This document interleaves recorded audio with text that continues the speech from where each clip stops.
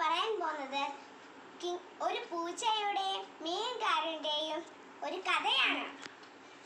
എൻ്റെ വീട്ടിൽ സുന്ദരിയായ ഒരു കുഞ്ഞുപൂച്ചയുണ്ടായിരുന്നു. അവളുടെ പേരാണ് കിങ്ങിണി.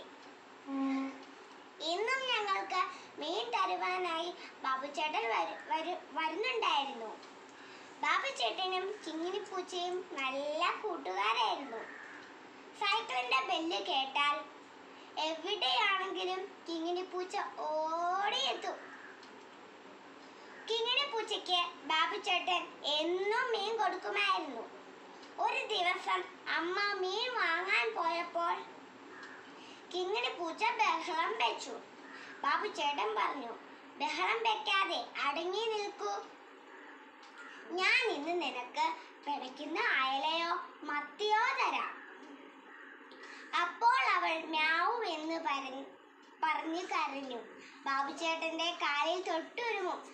അപ്പോൾ ഒരു മീൻ ഇട്ടുകൊടുത്തിട്ട് നാളെ വരാം എന്ന് പറഞ്ഞ്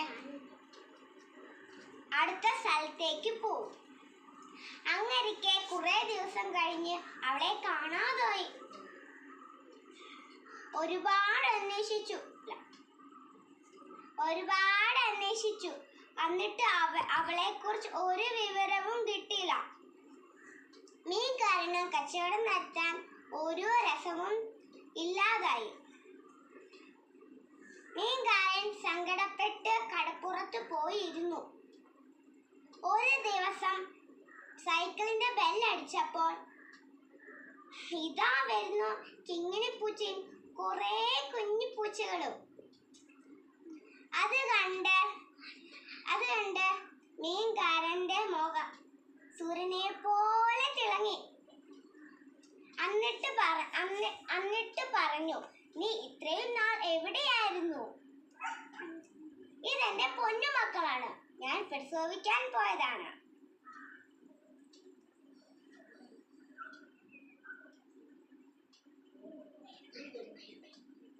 കൊട്ടയിലുണ്ടായിരുന്ന മീൻ മുഴുവൻ അവർക്ക് കൊടുത്തു. എന്നിട്ട് പറഞ്ഞു, ഈ മീൻ നിങ്ങൾക്കുള്ളതാ, നിങ്ങൾ മുഴുവൻ കഴിച്ചോളൂ.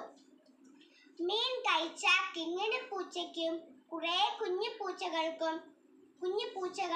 തുള്ളിച്ചാടി കളിച്ചു. സന്ദേശം: മറ്റുള്ളവരുടെ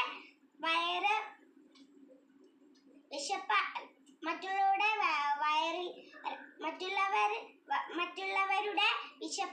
അകറ്റുമ്പോൾ അവരുടെ മനസ്സ് നിറയും. അത് കണ്ട് നമ്മുടെ മനസ്സും നിറയും.